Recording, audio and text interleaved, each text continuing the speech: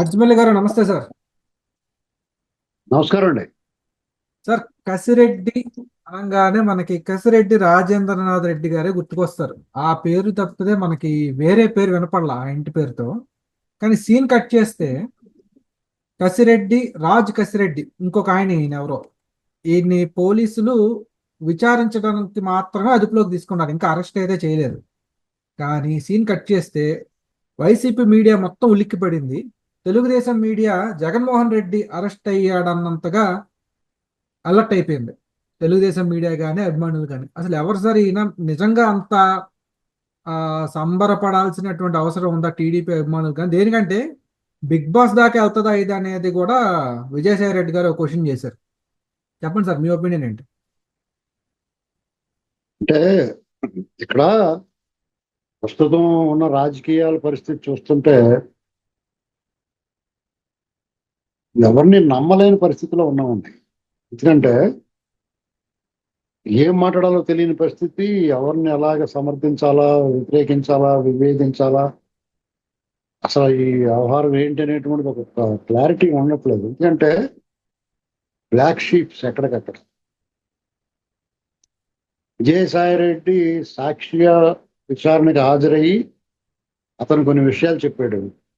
అతను చెప్పిన విధానం చూస్తే ఒక రకంగా అప్రూవర్ గా మారాడేమో అనిపిస్తూ ఉంటది మనకు చూడటానికి.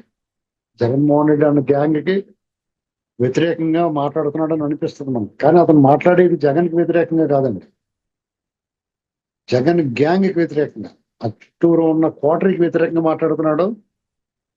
జగన్ పట్ల తన ప్రేమని దాచుకోలేకపోతున్నాడు. అతని విరహాన్ని ఇతను తాళలేకపోతున్నాడు. అతని మనసులో నాకు స్థానం లేదనేటువంటి వేదన అతని ప్రతి మాటలోనే కనిపిస్తాం. ఇది నాకు అనిపించింది అలా. ఎందుకంటే చాలా మంది ఏమనుకుంటారంటే విజయసాయి రెడ్డి అప్రూవర్ గా మారినట్టే వాడు మొత్తం రహస్యాలు చెప్తాడు. ఎవరై చెప్తాడు? వీళ్ళందరే. ఎవరైతే సజ్జల రామకృష్ణారెడ్డి పాత్ర ఏంటి, కసిరెడ్డి రాజేంద్రన, కసిరెడ్డి రాజ్ కసిరెడ్డి వ్యక్తి, మిథున్ రెడ్డి, ఇలాంటి వాళ్ళు అందరూ చెప్తాడు. పైగా ధనంజయ రెడ్డి పాత్ర లేదన్నాడు. యాక్చువల్గా చాలా మంది ధనంజయ రెడ్డి మీద ఆరోపణ చేస్తున్నారు. వైసీపీ నుంచి బయటకు వచ్చిన చాలా మంది నాయకులు ఆ ధనంజయ రెడ్డి మీద మాట్లాడుతా ఉన్నారు. ఇలాగ మరి చూస్తుంటే తన విజయసాయి రెడ్డి ప్రెస్ ముందు, మీడియా ముందు మాట్లాడిన తర్వాత ఈ రాజకేశ్ రెడ్డి కూడా ఒక వీడియో బయట వదిలాడు, కొన్ని లీక్లు పంపించాడు. నీ సంగతి చూస్తాను, నీ బొమ్మ చెప్తాను, నువ్వు అందరికంటే పెద్ద క్రిమినల్, నువ్వు జకాల్ అన్నట్టుగా మాట్లాడాడు. సడన్ గా నేను వస్తున్నాను, వచ్చిందని నీ సంగతి తెలుస్తానన్నాడు. అతను వచ్చాడు, అరెస్ట్ అయ్యాడు. అరెస్ట్ ఇంకా చూపించినట్టు లేదు. బహుశా కూర్చోబెట్టి ఏదైనా విచారణ చేస్తా ఉండుండొచ్చు. తర్వాత చూపిస్తారు. అంటే అరెస్ట్ చూపిస్తే అట్నే కోర్టుకు పెట్టాలి కదా, అందుచేత అరెస్ట్ చూపించరు. సాధారణ ఇటువంటి కేసుల్లో అరెస్ట్ అది చూపించరు. కోర్టుకు పెట్టే ముందు అరెస్ట్ చూపించి ఒక కోర్టు పెడతారు. అదొక. ఇక్కడ ఈ విజయసాయి రెడ్డి ఏదైనా పార్టీ మారుతాడో, లేకపోతే బీజేపీలోకి వెళ్తాడో, ఇలాంటివన్నీ ఊహాగానాలో లేకపోతే నిజమా తెలియదు. కానీ వాతావరణం చూస్తుంటే అతను కొంచెం మంచివాడిగా మారి కొంచెం జగన్మోహన్ రెడ్డికి వ్యతిరేకం అనేటువంటిది లుక్ ఇచ్చుకుని అప్పుడు బీజేపీలో చేరతాడేమో అని అనుకుంటున్నాను నేను. లేకపోతే ఇంకో పార్టీ, జనసేనలోకి టీడీపీలోకి చేరే అవకాశం లేదు. ఇలాంటివి ఏమన్నా ఉంటే బీజేపీలోనే చాలా చెందుకుంటే వాళ్ళతో ఉన్న సాన్నిధ్యం వాళ్ళు బీజేపీ పార్టీని మరి చేర్చుకోవద్దని వీళ్ళు ఎవరు అనటానికి ఉండదేమో మరి. ఎందుకంటే వాళ్ళ పార్టీ వాళ్ళు ఇష్టం ఉంటారు. కానీ మరి కొన్ని సీట్ల పంపకాల విషయంలోనూ అలాగే తదితర చాలా విషయాల్లో బీజేపీ కూటమి ధర్మం అంటే పేపర్ మీద కనిపించే లెక్కలే కాకుండా ఒక మ్యూచువల్ అండర్స్టాండింగ్ ఉంటది. ఎలాగా చంద్రబాబు గారిని భయంకరంగా తిట్టిన వాళ్ళు బీజేపీ వాళ్ళు చేర్చుకోకూడదు, బీజేపీ పట్ల వ్యతిరేకంగా ఉన్న వాళ్ళు అలాగే కొన్ని అందరు పెద్ద మనుషులు ఒప్పందంలాగా. మరి సోమవీర్రాజు గారికి ఎమ్మెల్సీ ఇవ్వాల్సి వచ్చింది. సోమవీర్రాజు గారి పాత్ర ఏంటో చూసుకున్నారు గత 5 ఏళ్లలో. అయినా సరే టీడీపీ ఎమ్మెల్యేలు అందరూ ఓటేసి అతన్ని గెలిపించుకోవాల్సి వచ్చింది.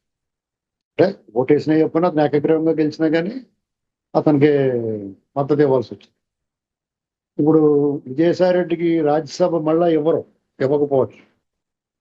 అయినా సరే పార్టీలో చేరుతుంటే ఏదో రాష్ట్రానికి ఇన్ఛార్జిగా వస్తారు. కొన్నాళ్ళు పోయిన తర్వాత కాషాయం ధరించి మళ్ళీ తయారవుతారు అతను. ఒక చిన్న జియర్కి పెద్ద జియర్కి మధ్య జియర్ లాగా ఆ ఓటం అది అలాగే ఉంటుంది కాబట్టి చిన్న జియర్కి పెద్ద జియర్కి మధ్యలో ఇంకో జియర్ కింద తయారవ్వచ్చు. అవ్వచ్చు ఏమన్నా భరించాలంటే తప్పదు, ఏం చేస్తాం. రాజకీయాలు ఎలా ఉన్నాయంటే ఎవరో ఏం మాట్లాడాలో ఏంటో కరవమంటే కప్ప కోపం, విడవమంటే పాము కోపంలో ఉంటది. ఒకటి మాత్రం చదవండి, మనం ఎలా తృప్తి పడాలంటే ఒక 5 ఏళ్ల పాటు ఆ జగన్ పీడ విరగడైందిరా బాబు పాలన అంటే పరిపాలనలో, అంటే ప్రజా సంబంధాల్లో ఇంకా విరగడవలేదు. అతను ఇంకా రోడ్డు మీద తిరుగుతున్నాడు, నోటుకు వచ్చినట్టు మాట్లాడుతున్నాడు. వాళ్ళ శ్రేణులు దౌర్జన్యాలు చేస్తున్నాయి, అసత్య ప్రచారాలు చేస్తున్నారు, విషం చిమ్ముతున్నారు. ఇవన్నీ యథావిధిగా కొనసాగిస్తున్నారు. వాటిని కంట్రోల్ చేయటం వీళ్ళ వల్ల కావట్లేదు. చాలా వరకు చేస్తున్నా కానీ అది వంగట్లా, చేతి గుప్పిడికి పట్టట్లా. ఎందుకంటే రకరకాల కారణాలు ఉన్నాయి. కులాన్ని అడ్డం పెడతారు, మతాన్ని అడ్డం పెడతారు. వాళ్ళు జగన్ గ్యాంగ్ లో ఉన్నంత ఆ శ్రేణులు ఎవరైతే జగన్ అభిమానులు ఉన్నారో, ఆ దురభిమానులు అంటారో అభిమానులు అంటారో ఏమంటారో తెలియదు కానీ వాళ్ళకున్న అంటే విచక్షణ లేనితనం ఈ కూటమి పార్టీలోకి లేదు. వీళ్ళ విచక్షణ వివేకం ఎన్నటితో ఉంటారు వీళ్ళు. కాబట్టి వీళ్ళు దెబ్బలాటలు కదా వెళ్ళలేరు. మీకు చిన్న ఎగ్జాంపుల్ అండి, చంద్రబాబు నాయుడు గారు అరెస్ట్ అయింది, ఎవరి ఇళ్ల మీదకే దాడి జరగలేదు కదా. వాళ్ళకాళ్ళు ఏడ్చారు, నిరసనలు చెప్పారు. అదే ఇప్పుడు అదిలో మొన్న ఎవరో ఒక అతను అరెస్ట్ అయితే పొడవమని వీళ్ళందరూ వెళ్ళిపోయి అతని దగ్గర నిలబడ్డారు. ఇట్లాంటి పరిస్థితి చూస్తుంటే చంద్రబాబు నాయుడు గారి కుటుంబాన్ని విమర్శించినప్పుడు ఎలాంటి రియాక్షన్ వచ్చింది, ఆ జగన్మోహన్ రెడ్డి గారి కుటుంబాన్ని విమర్శించినప్పుడు ఎలాంటి రియాక్షన్ వచ్చింది ఇటీవల కాలంలో చూసాం. అంటే దీన్ని బట్టి మనం ఏమనుకోవాలి, వాళ్ళు గుప్పుడు మంది ఉన్నా వాళ్ళు విధ్వంసకాలు. ఇది ప్రభుత్వం కూడా దీని విషయంలోనే నేను అందరూ వివేకంతో విచక్షణతో ఆలోచించాలి. అందుకనే ప్రభుత్వం కొత్త లాండ్ ఆర్డర్ ప్రాబ్లం రాకుండా ఉండడం కోసం ఆలోచిస్తుంది. ఒక్కొక్కటి క్లీన్ చేసుకుంటూ వెళ్తున్నారు. దానికి సమయం ఇచ్చి తీరాలి మనం, అంతే.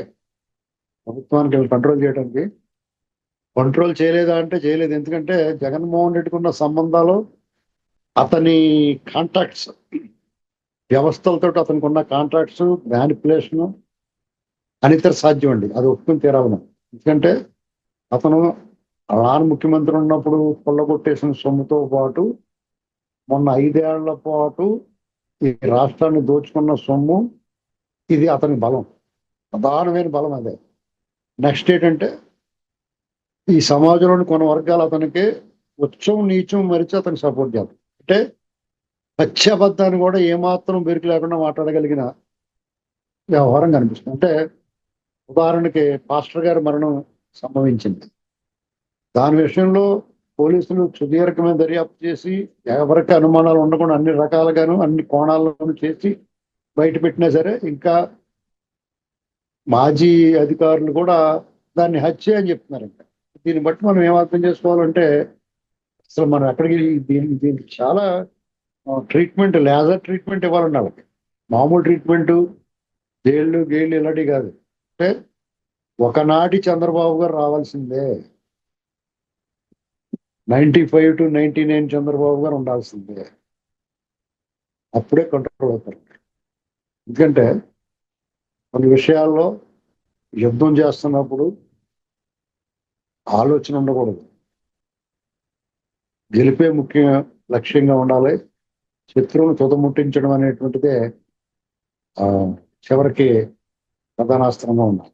అది ఆధునిక కాలంలో తుదముట్టించడం అంటే రాజులు అంటే యుద్ధాల్లో తుదముట్టించడం అంటే పైకి పంపించేవారు. ఆధునిక కాలంలో వాళ్ళ మీద కేసులు కట్టి పగడ్బందీగా జైలు పెట్టాలంతే. వాళ్ళ ఆర్థిక మూలాలని కొట్టాలి. ఈ రెండు చేస్తేనే కానీ ఈ ప్రభుత్వాన్ని పరిపాలన చేసుకునేవారు. ఈ పరిపాలన చేసుకున్నప్పుడు మంచి ఉంటుంది, చెడ్డ ఉంటుంది. ఇప్పుడు ఇప్పుడున్న ప్రభుత్వానికి ప్రతిపక్షం ప్రత్యేకంగా అక్కర్లేదండి. వాళ్ళ స్వపక్షంలోనే విపక్షం ఉంటుంది. వాళ్ళ social media, TDP social media టీడీపీని తీవ్రంగా విమర్శిస్తుంది, వాళ్ళకి సూచనలు ఇస్తుంది, సలహాలు ఇస్తుంది, చంద్రబాబు ఏం చేయాలో కూడా చెప్తుంది. కాబట్టి ప్రతిపక్షం నిజంగానే అవసరం లేదు. ఆంధ్రప్రదేశ్ టీడీపీ గవర్నమెంట్ ఉంటే, ఇప్పుడున్న కూటమి ప్రభుత్వం ఉంటే మీకు వేరే ప్రతిపక్షం అవసరం లేదండి. ఇది సత్యం. మీరు ఇప్పుడు చిన్న పొరపాటు చేశారనుకోండి, ఎందుకు ఇలా చేస్తున్నారు అడుగుతారు. ఆ దమ్ము మిగతా పార్టీలో ఉండదు. అలాంటి పిచ్చి భక్తులు లేరు టీడీపీకి కానీ వీళ్ళకి కానీ.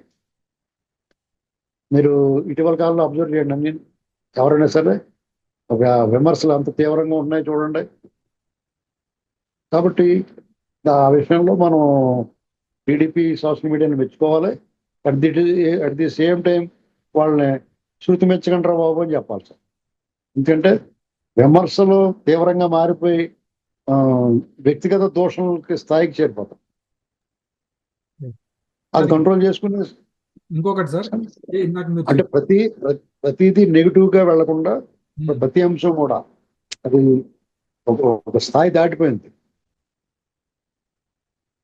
సార్ ఇందాక మీరు ఒక అంశం చెప్పారు, విజయసాయి రెడ్డి గారిని నమ్మలేకపోతున్నావు అని. అది నిజంగా వాస్తవమేనేమో అనిపిస్తుంది. ఎందుకంటే ఒకప్పుడు ఈయన ఎలా మాట్లాడేవాడో మైక్ ముందు అందరం చూసాము. ఇప్పుడు బాగా డిఫరెంట్ విజయసాయి రెడ్డి గారిని కూడా చూస్తున్నాము. ఇది ఏంటి సార్ ఇది?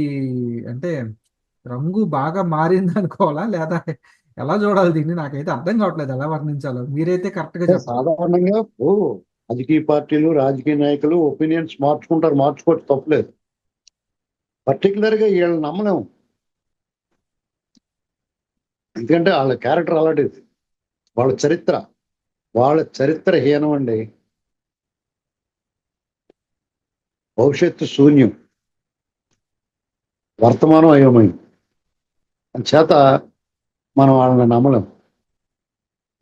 వాళ్ళ దారి ఏటో వాళ్ళకి తెలియదు, మనకి తెలియదు. వాళ్ళ మాట ఇప్పుడు జగన్ ఒక మాట అంటున్నాడు. అతను అసలు ఎన్నాటికి మూల కారణం జగన్. వీళ్ళందరూ ఎవరండి? ధనంజయ రెడ్డి, సజ్జల రామకృష్ణారెడ్డి, రాజకాశి రెడ్డి, విజయసాయి రెడ్డి, సుబ్బారెడ్డి, చెవిరెడ్డి, కరుణాకర్ రెడ్డి, వీళ్ళంతా ఎవరు? ఇండివిజువల్ గా వీళ్ళందరూ వాళ్ళ కోసం పనిచేసుకున్నారా?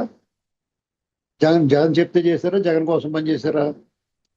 వాళ్ళు ఇండివిజువల్ గా పనిచేసుకున్న వాళ్ళైతే అప్పుడు చేయాలి, ఇప్పుడు చేయాలి, అంతే కదా. పార్టీలతోటి అధికారంతో సంబంధం ఏముంది? కాబట్టి ఇదంతా జగనే మూలం. అతను ఏమనకుండా వీళ్ళందరినీ అంటుంటే దాన్ని బట్టి నాకు ఏమనిపిస్తుందంటే వాళ్ళ క్వశ్చన్, వాళ్ళ స్పేస్ అక్కడ ఉంచుకుంటున్నారు ఆయన దగ్గర. కాబట్టి అంటున్నాడు మనం వస్తుంది. ఎన్నాటికి మూలం వాళ్లే కదా, అంతపురమే కదా ఎన్నాటికి మూలం. మీరు వాళ్ళు ఇందులో జగన్ కూడా భాగస్తుడే నేరంలో అనేటువంటి చెప్తే అప్పుడు వీళ్ళు నమ్మొచ్చు. అసలు చెప్తారా? దేనికంటే బాబాయ్ గొడ్డలు చూశాక అది దాన్ని ఏమంటారు, డేర్ చేయగలరా? అదే భయం అందరికీ. ఎవరికైనా అల్టిమేట్ గా ప్రాణాలంటే భయం కదండి. అంటే అతను రూత్లెస్. వాళ్ళు ఎవరినన్నా పైకి పంపించేస్తారు అనేటువంటిది ఒక నిజంగానే భయాన్ని క్రియేట్ చేస్తారు. ఆ భయం ఆందోళన, ఆ భయాన్ని క్రియేట్ చేసి అతను వీరుడు అనిపించుకున్నాడు వాళ్ళ భాషలో, వాళ్ళ అభిమానుల్లో. కానీ అదే అతను ఓడిస్తుంది, అతనికి ఎప్పటికీ గెలవలేడు. అతని అధికారం అనేటువంటి కళ్ళండి. కారణం ఏంటంటే మీరు అవినీతి చేస్తే భరిస్తారు, ఫోన్లో ఎవరు తింటలేదురా అని. మీరు బాగా సంపాదించేసుకుని సరిగ్గా చూడలేదంటే మళ్ళీ సరైన బాగా చూస్తాడేమో రాను. కానీ ఈ ఊచకోత, భయం, వాక్కుని పద్ధతి ఇవన్నీ చూసిన తర్వాత వాళ్ళ దగ్గర చేరడండి ఎవరికి. వాళ్ళ అభిమానులు ఉంటారు, వాళ్ళు మెల్లమెల్లగా వాళ్ళు తగ్గుతుంది. మీకు ఎలక్షన్ అయ్యి ఈ కూటమి అధికారులకు వచ్చి 10 నెలలే కదండి అయింది. అంటే ఇక్కడ 10 నెలల్లో వాళ్ళు చెయ్యని ప్రయత్నం లేదు. అంటే అడిస్మిల్ గారు, చిన్న పాయింట్ ఉంది. మీరు 2019 ఎన్నికలైన 6 నెలలు 10 నెలలు కోవిడ్ ముందు వరకు చూసుకుంటే అప్పుడు కూడా ఇలాగే అనుకున్నారు. జగన్మోహన్ రెడ్డి 10 ఏళ్ళు ఉంటాడు, తెలుగుదేశం పార్టీ ఇంకా మళ్ళీ రాదు. అంటే లోకేష్కి ఎలాగో పప్పు అని బ్రాండింగ్ చేశారు కదా. 10 ఏళ్ల పాటు చంద్రబాబు నాయుడు రాలేడు, ఆయన ముసలాయన అయిపోతాడు, లోకేష్ ఉండడు, ఇంకా జగనే. అందుకే ఆయన 30 ఏళ్ళు ముఖ్యమంత్రిగా ఉంటానని కలగన్నాడు. ఇప్పుడు తెలుగుదేశం పార్టీ కూడా అదే కలగంటుందా ఇలా ఊహించుకుని? నేను అనుకోలేదండి. జగన్మోహన్ రెడ్డి ఆ ప్రమాణ స్వీకారం చేసి ప్రజావేదిక కూలగొట్టున్నాడే ఇక్కడ దుకాణం సర్దేసుకున్నాడు అనుకున్నాను. మరి ఎవరన్నా అనుకున్నారేమో కానీ 30 ఏళ్ళు ఉంటాడని.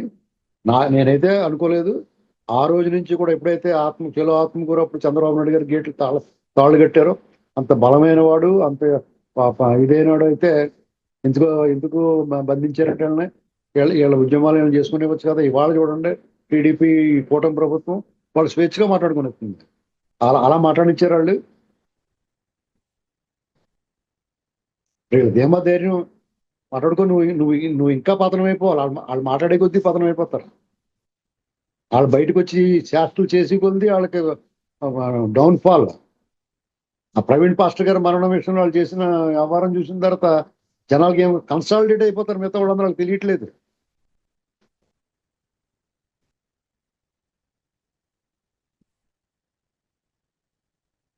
మీకు ఏమవుతుందంటే అండి, సమాజంలో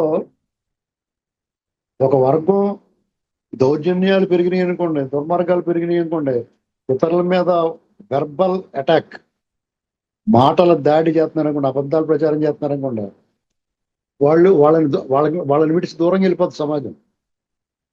మిగతా వాళ్ళంతా ఒకటి అయిపోతారు. జగన్మోహన్ రెడ్డి కూడా వాళ్ళు ఉంటారు. ఉంటే వాళ్ళతో ఏం సాధిస్తాడు అతను? అధికారం కోల్పోయిన తర్వాత ఇప్పటికే ఓ సగం మంది పోయారు అతను విడిచిపెట్టి. ఆ మిగతా సగంలో సగం మంది సైలెంట్గా ఉన్నారా? ఇంకో దెబ్బ అధికారం పోయింది అనుకోండి, ఎవరుంటారు ఇంక వెనకాల? ఇంకో దెబ్బ అధికారం పోవడం అంటే మళ్ళా ఎలక్షన్ వచ్చి అధికారం పోవడం కాదండి. అనేక ఎన్నికలు ఉన్నాయి మధ్యలో, లోకల్ బాడీలు, పంచాయతీలు, జడ్పీటీసీలు, ఎంపీటీసీలు, మున్సిపాలిటీలు, ఇంకా రకరకాల. పైగా ఇప్పుడున్న ప్రభుత్వం జగన్మోహన్ రెడ్డి లాగా అరాచకం చేయట్లేదు, అది గుర్తుపెట్టుకోవాలి మీరు. వాళ్ళలో కసి పెరిగి మా నాయకుడికి అన్యాయం జరుగుతుందనేటువంటి భావన అసలు జరిగే ఇన్సిడెంట్ ఒక్కటి దానికి చేయట్లేదు వీళ్ళు. అది కూడా ఒక స్కెచ్ ఏమో అనిపిస్తుంది నాకు వీళ్ళు. వాళ్ళు ఇష్టమైనట్టు మాట్లాడించి వాళ్ళకి చిరాకు వచ్చేదాకా మాట్లాడుతున్నారు వాళ్ళు. అంతే కదండి. ఇప్పుడు చంద్రబాబు నాయుడు గారిని అరెస్ట్ చేస్తే అన్యాయం అనిపించింది, జగన్మోహన్ రెడ్డిని అరెస్ట్ చేయరనుకోండి ఒకళ్ళ నిజంగానే తగిన శాస్తి జరిగిందంటారు. ఆ సిచ్యువేషన్ ఉంది. అందరూ కూడా ఇప్పుడు ప్రభుత్వం కూడా అంత భయపడాల్సిన పని లేదు. ల్యాండ్ ఆర్డర్ ప్రాబ్లం మొత్తం అనుకోవాల్సిన అవసరం లేదండి. ఎందుకంటే ప్రభుత్వానికి యంత్రాంగం ఉంటుంది, గట్టిగా ప్లాన్ చేసి కరెక్ట్గా కూరలు బీకేచ్చు వాళ్ళందరూ.